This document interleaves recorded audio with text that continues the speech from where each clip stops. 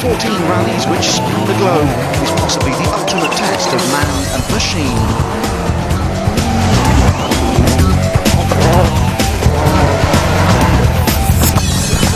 Just 5 events now remain, with round 10, the Rally Deutschland, making its debut in the series. Run in the west of Germany, close to the borders with both France and Luxembourg, the rally's 3 days are very different in character. Around 250,000 spectators are expected to flock to the host city, Trier, and the stages, many of which are run through the vineyards of the Mosel region. The rally also sees a return to asphalt, a surface enjoyed by Peugeot and their Michelin tyres, but not by Ford and their Pirellis. The French team is again expected to set the pace this weekend, with the reigning world champion Richard Burns still looking for his first win for the team, and the 2000 series winner Marcus Grönholm on a high after his win on his home event in Finland just over 2 weeks ago. He insists, though, that any thoughts of another title are premature. I think we have to do these 2 asphalt rallies now, with any kind of problems, and then after that maybe there is a point to think about it, but not yet. Still Panizzi, the team's asphalt specialist, won in both Corsica and Catalonia earlier in the season, but he's sidelined through injury and won't be back until the next round in Italy. That's good news for the other French team, Citroën. This is their last appearance of the season, and they're determined to go out on a high note. Their challenger, the French duo Sébastien Loeb and Philippe Bugalski. He's well aware that the rallies move on to the WRC, means a repeat of his victory here last year won't be easy. It's more difficult than last year, because all drivers in a World Championships they are. Spain's Jesus Perez returns to the team to replace Thomas Rodstrom, who broke 2 ribs in a crash in Finland, while another driver not to finish round 9 was Colin McRae. Surprisingly, perhaps, the Ford driver is upbeat about his chances in Germany. It's not really like a proper tarmac event, so I think any advantage that a competitive tarmac car would have would be gone, especially if it's wet like this. As usual, McRae is partnered by the double world champion Carlos Sainz and the team's brightest hope for the future, Marco Martin. Subaru's hopes of another world title look to be fading, although Petter Solberg is another on a high after Finland, where he finished 3rd. I think it's going to be a very difficult rally, so I think we have to calm down a little bit and try to not take any risks too early. Tommy Mäkinen, on the other hand, is struggling to find the form which has won him 4 world titles. This moment on the shakedown test before the rally didn't help. Hyundai's Armin Schwarz is on home ground and is looking forward to doing well in front of the German fans. It's a big help for me, a big motivation. If it helps, I don't know, but a big motivation anyway. Seeing people what I haven't seen for years, so that's quite nice. Mitsubishi give the new WRC2 Lancer its first test on tarmac with a pair of cars for Francois Delacour and Alistair McRae, while Skoda has signed up Germany's Matthias Kahler to partner Kenneth Eriksson and Tony Gardemeister. After round 9 then, this is how things stand in the Drivers' Championship. Grönholm now 17 points clear of Colin McRae, with Sainz, Burns, Panizzi and Solberg all covered by 7 points. Mäkinen is 8th on just 15 points and knows anything but a victory here this weekend would be bad news. In the series for manufacturers, meanwhile, Peugeot look to be running away with the title, with Ford now their only realistic opposition. And so to Deutschland. Day 1 of the rally would be the most picturesque, but also the trickiest. The stages ran through the vineyards which produce the white wine for which the Mosel area is famous. Short straights, hairpin bends, climbs and descents, and curbstones lying in wait to rip off wheels were just some of the hazards facing the crews on the day's 8 stages.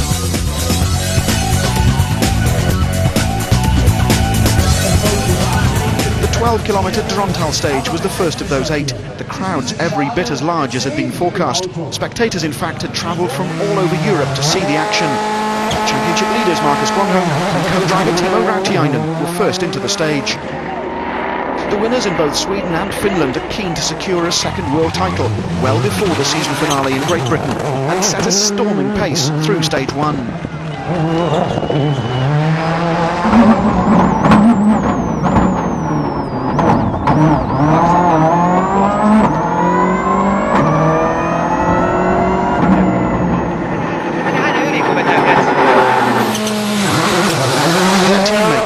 Burns and Robert Reid are also hungry for a second championship title, and so were just as committed on that opening test. 170.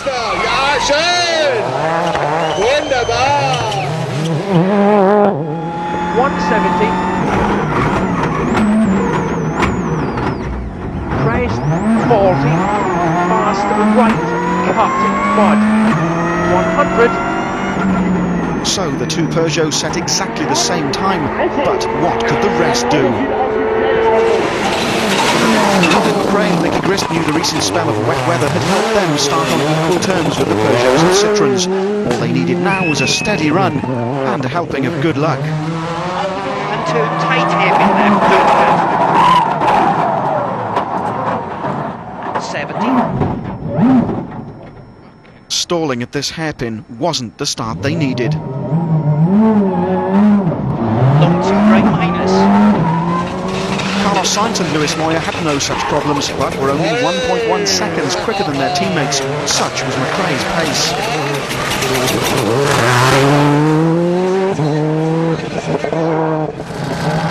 Solberg's confidence is growing with every event. He and Phil Mills, though, have a habit of running into problems early on. Long keep in 30, caution. 4 right minus tightens 3 half long. Tightens into 2, tight hairpin right. 20. Line into 3 left. Like Colin McRae, the overshoot didn't lose much time. The Subaru, in fact, was just over a second slower than McRae's Ford. Tommy Mäkinen, however, wasn't so fortunate. Just watch the handbrake lever.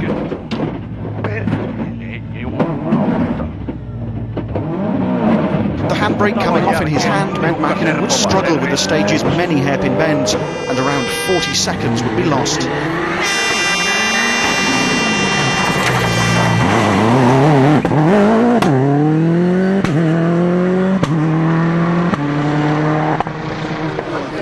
Subaru had entered no fewer than 4 imprezas on the event, nominating Ark Immortal to score manufacturer points for the team.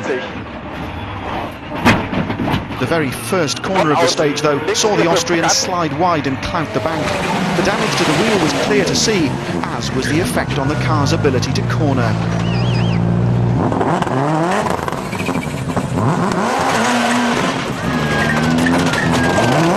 Immortal and co-driver Klaus Vischer changed the wheel after the stage, but the drama had cost them over 3.5 minutes. The expected challenge from Citroën got off to a less than perfect start, although Sebastian Loeb might well have won the stage had it not been for this incident. Gauche 10 s'appelle le Paccord. Et gauche à fond. Allez, gauche à fond. Allez, gauche à fond sur droite, top 40 de corps de rail. The narrow vineyard roads hardly seemed the ideal territory for the big Skoda Octavias, yet Kenneth Eriksson was just 20 seconds or so slower than the two Peugeot drivers who shared the stage victory. So the rally had two joint leaders, Grönholm and Burns stopping the clock on exactly the same time. Loeb was third ahead of the two Fords, and Solberg was sixth. The bottom half of the top 12 was led by Filip Bugalski in another Citroën, and included both Armin Schwarz and Freddie Loix in the two Hyundais. The virtual spectator overview of Stage 2 shows perfectly the kind of roads which made up the majority of Day 1. The narrow ribbon of asphalt snakes its way through the vineyards. 90-degree corners, hairpin bends and short straights meant lots of potential spins, overshoots, and as Mortal had already discovered, lots of stones lying at the roadside to rip off a wheel.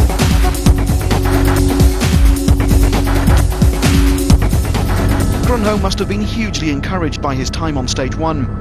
Finns are meant to be at their best on gravel, not tarmac, and so to share the lead meant some useful points might well be possible here in Germany. Not surprisingly, he and Rautiainen attacked again on Stage 2.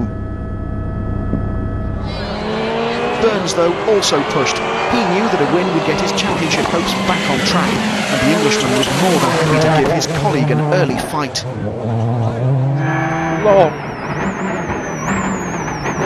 50. Easy right, too easy right.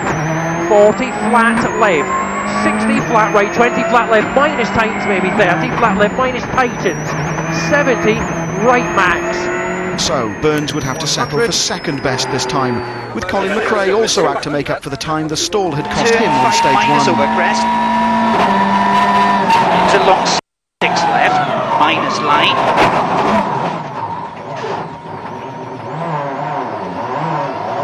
clearly it wasn't his morning. Into right and full right. Ford had introduced a new shape gear change paddle for this event, but it seemed to be having little effect. Carlos Sainz was only 11th fastest, 1.5 seconds slower than McRae, while Marco Martin and Michael Park in the third focus were having trouble changing down the gears and were well down on their colleagues. And 2 minus right. 20 braking short, 6 left, 2 right. 30 easy left.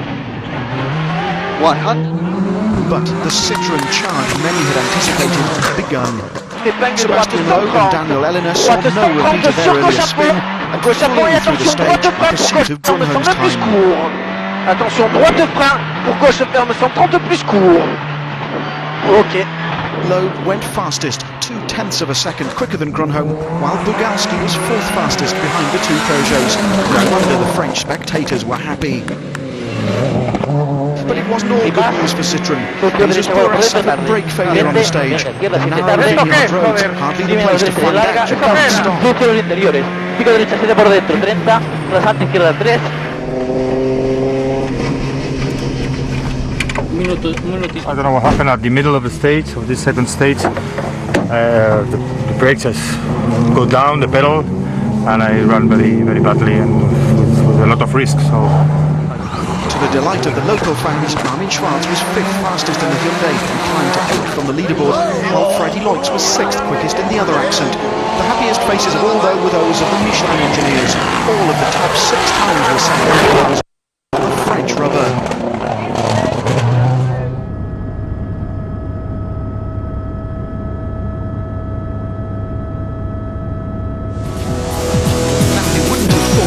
Slight mistake would have cost much time, but not on a tarmac event like Deutschland. Thanks to the virtual spectator, we can see the Focus head up the side road. Although the 1995 world champion is quickly in reverse and backing out again, just look at the number of cars which take advantage of that error. Stage 3's name said it all. Moselwein, another 22-kilometre stage among the grapes. Grunholm again pushed, but the rally leader's luck was about to change. The 206 suffered a sudden loss of hydraulic pressure in the stage. The first symptom was losing the gear shift.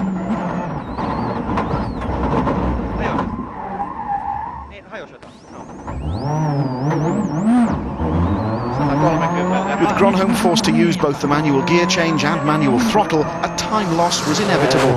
Richard Burns showed just how much time his teammate lost as he crossed the finish line. Easy right plus Slippy and easy right plus 70. Slight lift over crest, cut to mud 50, then flat right minus 60. Easy left plus down to flat left 60. Slight right 100. Slight right. Nearly 32 seconds were lost, so Grunholm dropped to 6th. Peter Solberg was one of those who benefited from Grunholm's problem, the Norwegian climbing to 3rd place. Loeb, though, had the most to gain. Unaware of Grunholm's time loss, the young Frenchman had gone straight through the stage. Just watch the clock. J'ai mis 80 mètres ciel, pour attention gauche, droite, frein, glisse fort. Pour au carrefour, gauche, droite, tire, cuvette, 4 moins sale. Gauche, droite, tire, cuvette, 4 moins sale, 80 mètres. Gauche 130 moins Milo. Gauche 130 moins Milo. Okay. 14 seconds quicker than Burns, Loeb now led. Philippe Bugalski was 2nd fastest and by now 4th overall, but Citroën's happiness would be short-lived.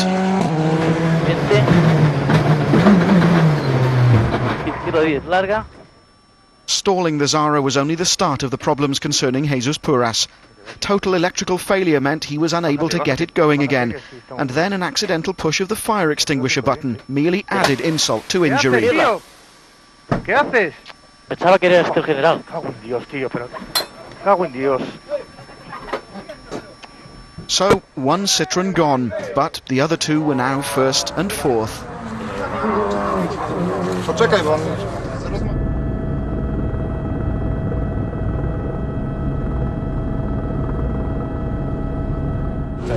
Ollie Mackinen arrived at service, reflecting no doubt on his incredible season so far. Sweden,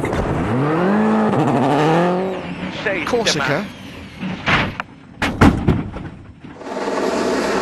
Catalonia, Argentina, Greece, and then Kenya. All in all, an incident-packed year. I'm very sorry that this rally is very many tight junction space where you always need to use handbrake to manage to turn, and just pull the handbrake and it snap off, and I couldn't use it anymore. At least 5 times I think I had to reverse on first stage. The third overall, but it sounds like you're a bit surprised by how slippy it was this morning. It was incredible. I had a spin, not the spin, but I stole the engine on the in one of the hairpins on the first stage, and I lost a little bit over 10 seconds. So you have to be a little bit careful. I try to push maximum. I think here I know this kind of roads in my country we have a little bit the same, so I like this kind of roads and I try to push maximum. Corrada's a frantic service going on behind you. What's happening? He had a very heavy hydraulic problem, so mechanics have to change a lot of important items of the car, and they are doing a miracle by doing it very quickly, but not as quick as the 20 minutes would allow to do it. So Marcos will be penalized. I don't know of how many seconds, of how many minutes, and consequently how many tenths of seconds, but we will see. They are almost over, and it will be only a matter of 3-4 minutes penalty. In the end, Grönholm was 3 minutes late leaving, so picked up a 30-second penalty. Stage 4 was a rerun of Stage 1, the scene of Colin McRae's stall and subsequent time loss. This time there were no such dramas, and the focus was over 5 seconds faster than it had been in the morning, to the delight of some of Colin's fans who made the journey to Germany. Grönholm was half a second faster than McRae, unhappy at the lost time, but aware that the only thing he could do was keep up the pace he'd been setting for most of the morning.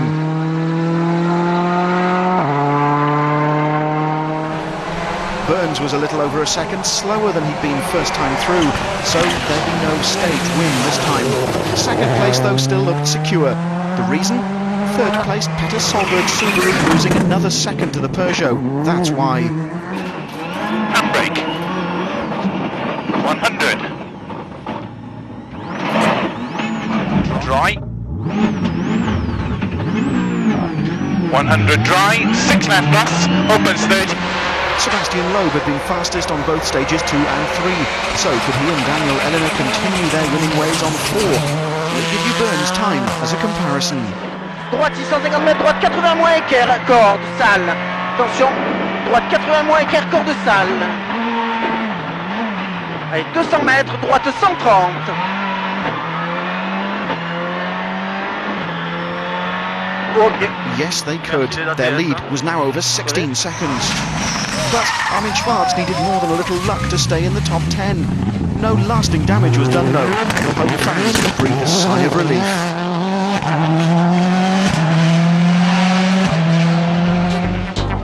After stage 4, Loeb led Burns by 16.2 seconds, with a real fight going on for third place. Solberg, Bugalski and McRae were within just 4 seconds of each other. Bruno Thierry in a privately entered Peugeot was just outside the top 6, while it was now 11th place Tony Gardemeister who led Skoda's challenge. Stage 5 was then a repeat of stage 2, Schönes Moselland. This time Burns was nearly 10 seconds off the pace, set once again by Loeb. Pas corde et 100 mètres, gauche 10 épingles pas corde. 100 mètres, gauche 10 épingles pas corde. This was Loeb's 4th stage win from 5, and he hardly seemed to be breaking sweat. Once again it was a Citroën 1-2, with Bugalski second fastest, exactly 2 seconds down on his teammate. Et à fond 60 mètres, droite 115 ferme, pour gauche 104 léger, resté corde, petit salle. Plus droite 103 extérieur ferme, 103 extérieur ferme, pour gauche 93 corde salle. It was though enough to move Bugalski into 3rd place. Colin McRae wasn't the only driver to have fans in Germany, as Kenneth Eriksson and Tina Turner found the Swedish flag waiting for them on one corner, but the next saw something else lying in wait, a patch of gravel. 40 höger 3 minus lång. Är det drivaxel? Höger 3 minus lång. By now, Hyundai's charge was being led by Freddie Loix and Sven Smits. The pair were third fastest, the best of the non-Citroens, and were now in the top 6 for the first time. Gaan we 75 top 10 telling onder een 12 op 75.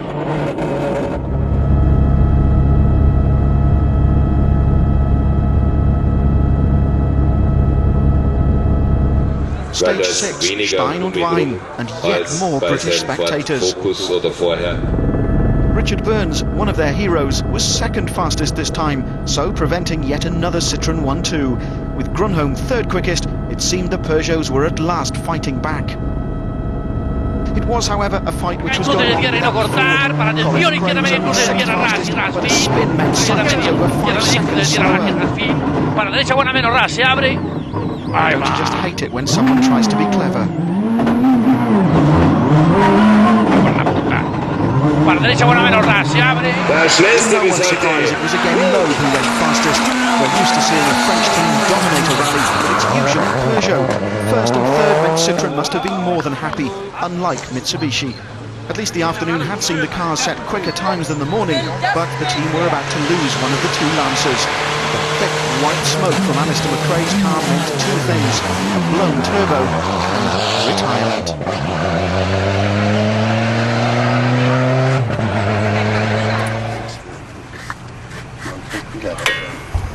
Now we had a turbo go in there, so we just basically blanked the oil pipe off so we can drive back to service.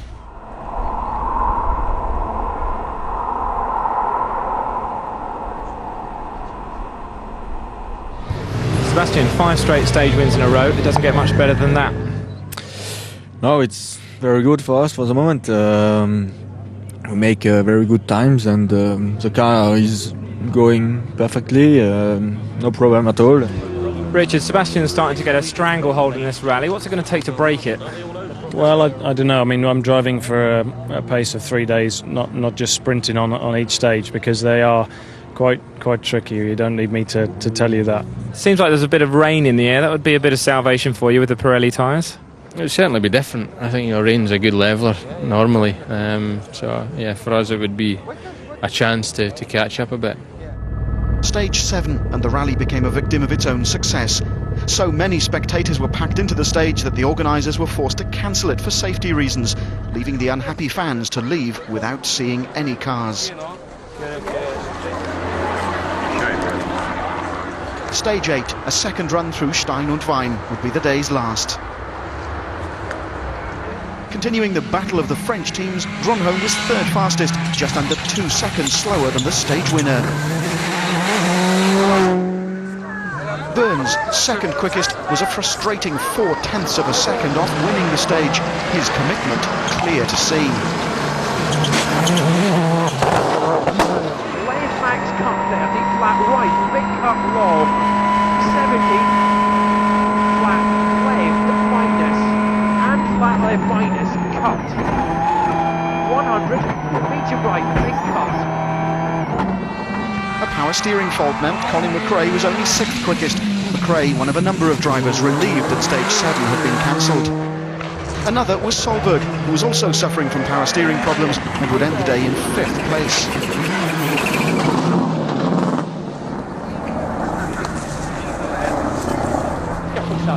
Bugalski was 4th fastest on the stage and so returned to Trier in a comfortable 3rd place, but it was the other Citroën Zara which captured all the headlines today. Sebastian Loeb was again fastest on the final stage, his 6th win from 7, making day 1 of the Rally Deutschland his own. 50 mètres, gauche 10 plus long corps de rail. Gauche 10 plus long corps de rail, on va pour l'eau en ciel. On va pour l'eau en ciel et droite 140.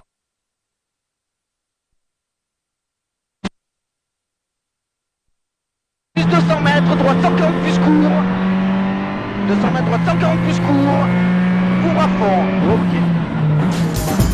So at the end of day 1, the leaderboard looks like this. Sebastian Loeb has a lead of exactly 27 seconds over Richard Burns tonight, with Bugalski, McRae, Grunholm and Schwarz rounding off the top 6. Bruno Thierry leads the chasing pack, while a 20-second time penalty for leaving service late has dropped Solberg to 10th place. 1 of the Rally Deutschland then has belonged to one man, Sebastian Loeb. The crowds have been enormous and caused one or two problems for the organisers, but they promise to be even larger tomorrow. Join us to see whether Loeb's Citroën will still be leading after day 2, but from Germany, guten Abend.